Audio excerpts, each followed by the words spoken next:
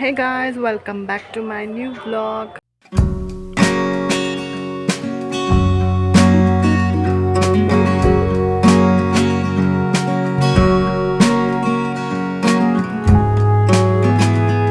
ಎಲ್ಲರಿಗೂ ವರಮಹಾಲಕ್ಷ್ಮಿ ಹಬ್ಬದ ಶುಭಾಶಯಗಳು. ಈ ವಿಡಿಯೋ ನಿಮಗೆ ಹಬ್ಬ ಆದಮೇಲೆ ಲೇಟಾಗಿ ಬರ್ತಿದೆ, so sorry for that. And ಈ ವಿಡಿಯೋದಲ್ಲಿ ಏನೇನು ತಿಂಡಿ ಸ್ವೀಟ್ಸ್ ಮಾಡಿದ್ವಿ ಮತ್ತು ಏನೇನು ಪ್ರಿಪ್ರೇಷನ್ ಆಯಿತು ಹಬ್ಬಕ್ಕೆ ಅಂತ ಈ ವಿಡಿಯೋದಲ್ಲಿ ಇರುತ್ತೆ. ಸೊ ಇನ್ನು ನನ್ನ ಚಾನಲ್ಗೆ ಯಾರು ಸಬ್ಸ್ಕ್ರೈಬ್ ಮಾಡ್ಕೊಂಡಿಲ್ಲ ಅಂದರೆ ದಯವಿಟ್ಟು ಹೋಗಿ ಸಬ್ಸ್ಕ್ರೈಬ್ ಮಾಡ್ಕೊಳ್ಳಿ ಅಂತ ಹೇಳ್ತಾ ವಿಡಿಯೋ ಶುರು ಮಾಡೋಣ. ಇವತ್ತು 15th ಆಗಸ್ಟ್ ಇಂಡಿಪೆಂಡೆನ್ಸ್ ಡೇ ಆಗಿರೋದ್ರಿಂದ ಈ ಸತಿ ರಜಾ ಇರೋದ್ರಿಂದ ಬೇಗನೆ ಕೆಲಸ ಆಯಿತು ಅಂತ ಹೇಳ್ತೀನಿ. ನೆಕ್ಸ್ಟ್ ಇಲ್ಲಿ ಸ್ವೀಟ್ಸ್ ಮಾಡ್ತಿದ್ದಾರೆ. ಏನಪ್ಪ ಅಂದರೆ ರವೆ ಉಂಡೆ ಮತ್ತು ಕಜ್ಜಿಕಾಯಿ. ರವೆ ಉಂಡೆಗೆ ಫಸ್ಟು ಬಾಣಲೆಯಲ್ಲಿ ತುಪ್ಪ ಹಾಕ್ಕೊಂಡು ಫಸ್ಟು ದ್ರಾಕ್ಷಿ ಗೋಡಂಬಿ ಅದನ್ನು ಕರ್ಕೊಂಡು ಮತ್ತು ಲವಂಗ ಹಾಕ್ಕೊಂಡು ಕರ್ಕೊಂಡಿದ್ದಾರೆ. ಮತ್ತು ಮಿಕ್ಕಿರೋ ತುಪ್ಪಕ್ಕೆ ರವೆ ಮಿಕ್ಸ್ ಮಾಡಿ ಹುರಿತಿರೋದು. ಸೊ ಅದು ಹೊಂಬಣ್ಣ ಬರೋವರೆಗೂ ಹುರ್ಕೊತಾ ಇರಬೇಕು.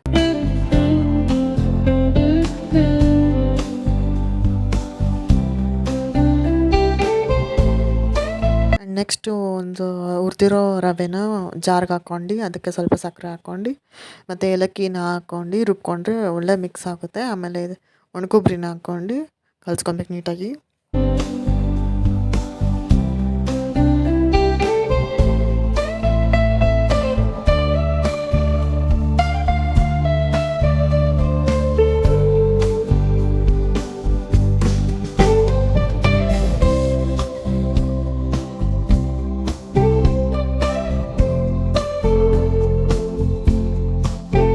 ನೆಕ್ಸ್ಟು ಹಾಲನ್ನ ಇವಾಗ ತಾನೇ ಕಾಯಿಸಿರೋ ಹಾಲನ್ನ ಹಾಕಿ ಸ್ವಲ್ಪನೇ ಕಲ್ಸ್ಕೊಬೇಕು, ಇಲ್ಲಾಂದರೆ ಗಟ್ಟಿ ನಾವು ಮೊದಲು ಸಕ್ಕರೆ ಪಾಕದಲ್ಲೇ ಉಂಡೆ ಕಟ್ತಿದ್ವಿ. ಈ ಸತಿ ಏನೋ ಹಾಲಲ್ಲಿ ಕಟ್ಟೋಣ ಅಂತ ಕಟ್ಟಿದ್ದು. ಸೊ ಅದೇನಂದರೆ ಹಾಲಲ್ಲಿ ಕಟ್ಟಿದ್ರೆ ಸ್ವಲ್ಪ ದಿನ ಅಷ್ಟೇ ಇರೋಕ್ಕಾಗತ್ತೆ ಅದು, ಇಲ್ಲಾಂದರೆ ಆಮೇಲೆ ವಾಸನೆ ಬರುತ್ತೆ. ಸೊ ಆ ಸಕ್ಕರೆ ಪಾಕದಲ್ಲಿ ಕಟ್ಟಿದ್ರೆ ಸ್ವಲ್ಪ ಜಾಸ್ತಿ ದಿನ ಉಳಿಯುತ್ತೆ ಅಂತ ನಾವು ಹಂಗೆ ಮಾಡ್ತಿದ್ದು. ಈ ಸತಿ ಹಿಂಗೆ ಒಂದು ಸರ್ತಿ ಟ್ರೈ ಮಾಡಿ ನೋಡೋಣ ಅಂತ ಮಾಡಿದ್ವಿ. ಇದು ತುಂಬಾ ಸಾಫ್ಟಾಗೇ ಇತ್ತು ಮತ್ತು ಸಕ್ಕರೆ ಪಾಕದ್ದು ಇನ್ನೂ ಸಾಫ್ಟಾಗಿರುತ್ತೆ. ಬಿಕಾಸ್ ಅದು ಉಂಡೆ ಕಟ್ಟಿದ್ಮೇಲೆ ಮತ್ತೆ ಆರಕ್ಕಿಡಬೇಕು. ಹಾಲ್ದಂಗಲ್ಲ, ಉಂಡೆ ಕಟ್ಟಿದ ತಕ್ಷಣ ಗಟ್ಟಿ ಆಗಿಬಿಡ್ತದೆ ಬೇಗ. ಸೊ ಅದಕ್ಕೆ ಸ್ವಲ್ಪನೇ ಹಾಕ್ಕೊಂಡು ಕಟ್ಕೊಬೇಕಂತ ಹೇಳ್ತಿರೋದು.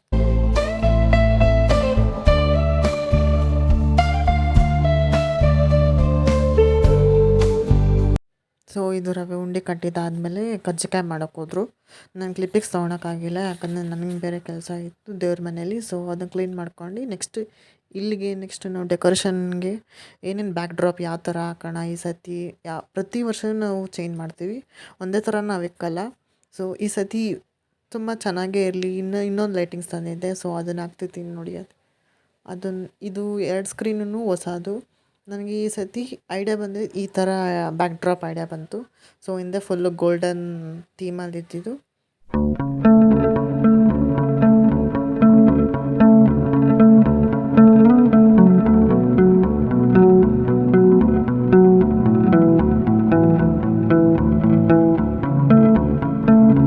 ಈ ಸತಿ ಈ ಥರ ಬ್ಯಾಕ್ ಡ್ರಾಪ್ ಮಾಡಿದ್ದು. ಮತ್ತು ಅದಕ್ಕಿನ್ನ ಬೇರೆದೆಲ್ಲ ಹಾಕ್ಬೋದಾಗಿತ್ತು, ಬಟ್ ಇನ್ನೂ ಜಾತ್ರೆ ಆಗುತ್ತೆ ಅಂತ ಯಾವುದೂ ಹಾಕಲಿಲ್ಲ.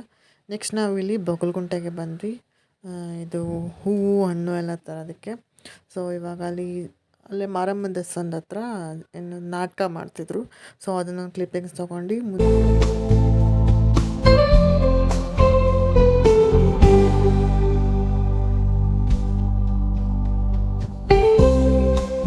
ನಾನು ಹಿಂದಿನ ದಿನ ವೆಡ್ನೆಸ್ಡೇ ನೈಟ್ ಕೆಲಸದಿಂದ ಬರುವಾಗೇ ನಾನು ಏನು ವೆಯ್ಟ್ ಜಾಸ್ತಿ ಇರುತ್ತೆ ನೆಕ್ಸ್ಟ್ ದಿನ ತೊಗೊಂಡು ಹೋಗ್ಬಾರ್ದು. ವೆಯ್ಟು ಬರೀ ಲೈಟ್ ವೆಯ್ಟ್ ಅಂದರೆ ಹೂವು ಫ್ರೆಶ್ ಆಗಿರುತ್ತೆ ಅಲ್ವಾ ನೆಕ್ಸ್ಟ್ ದಿನ, ಮತ್ತು 2 ದಿನ ಗ್ಯಾಪ್ ಆದರೆ ತುಂಬ ಚೆನ್ನಾಗಿರಲ್ಲ ಅಂತ ಹೇಳ್ಕೊಂಡು ಬರೀ ಫ್ರೂಟ್ಸು ಮತ್ತು ಪೈನಾಪಲ್ಲು ಮತ್ತು ತೆಂಗಿನಕಾಯಿ ಅವೆಲ್ಲ ಮೊದಲೇ ತೊಗೊಂಡೋದೆ.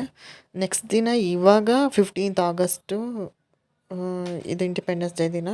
ಸೊ ಇವತ್ತು ಬರೀ ಹೂವು ಮತ್ತು ಹೋಳ್ಗೆ ಮನೆಯಲ್ಲಿ ಇದು ಚಕ್ಲಿ ಕಜ್ಜಿಕಾಯಿ ಮಾಡ್ತಿದ್ವಿ. ಚಕ್ಲಿ, ಕೋಡ್ಬಳೆ, ನಿಪ್ಪಟ್ಟು ಮತ್ತು ಪುರಿ ಉಂಡೆ ಎಲ್ಲ ತೊಗೊಂಡ್ವಿ. ಸೊ ಇದೇ ಹೋಳ್ಗೆ ಮನೆ ಬೊಗಲ್ಗುಂಟೆಯಲ್ಲಿರೋದು. ಇದು ಹೊಸ್ದಾಗಿ ಶಾಪ್ ಓಪನ್ ಆಗಿರೋದು.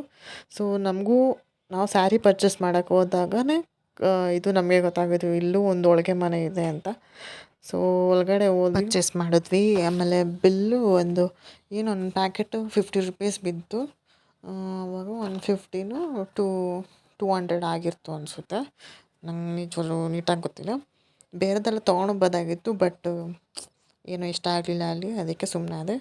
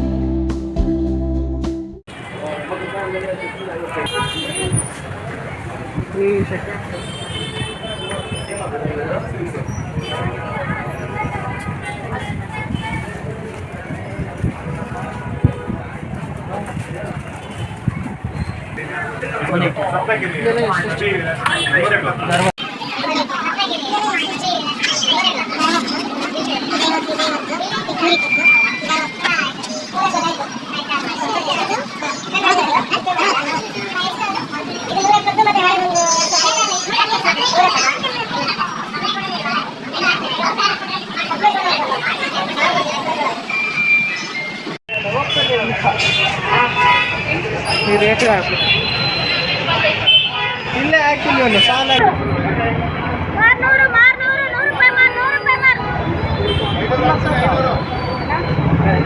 ಇದು ಹಾಂ.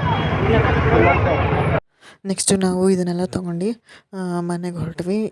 ಸೊ ಇಲ್ಲಿಗೆ ಈ ವಿಡಿಯೋ ಎಂಡ್ ಮಾಡ್ತೀವಿ. ನೆಕ್ಸ್ಟ್ ಪಾರ್ಟ್ 2ಗೆ ಸ್ಯಾರಿ ಡ್ರೇಪಿಂಗ್ ಹ್ಯಾಂಡ್ ಹೇಗೆ ಹಬ್ಬ ಮಾಡಿದ್ವಿ ಅನ್ನೋದನ್ನು ಬರುತ್ತೆ. ಸೊ ಈ ವಿಡಿಯೋ ನಿಮಗೆ ಇಷ್ಟ ಆಗಿದ್ರೆ ಲೈಕ್ ಮಾಡಿ, ಶೇರ್ ಮಾಡಿ, ಕಮೆಂಟ್ ಮಾಡಿ ಹಾಗೂ ಸಬ್ಸ್ಕ್ರೈಬ್ ಮಾಡೋದನ್ನು ಮರಿಬೇಡಿ ಅಂತ ಹೇಳ್ತಾ ಮುಂದಿನ ವಿಡಿಯೋದಲ್ಲಿ ಸಿಗ್ತೀನಿ. Thank you for watching. Bye.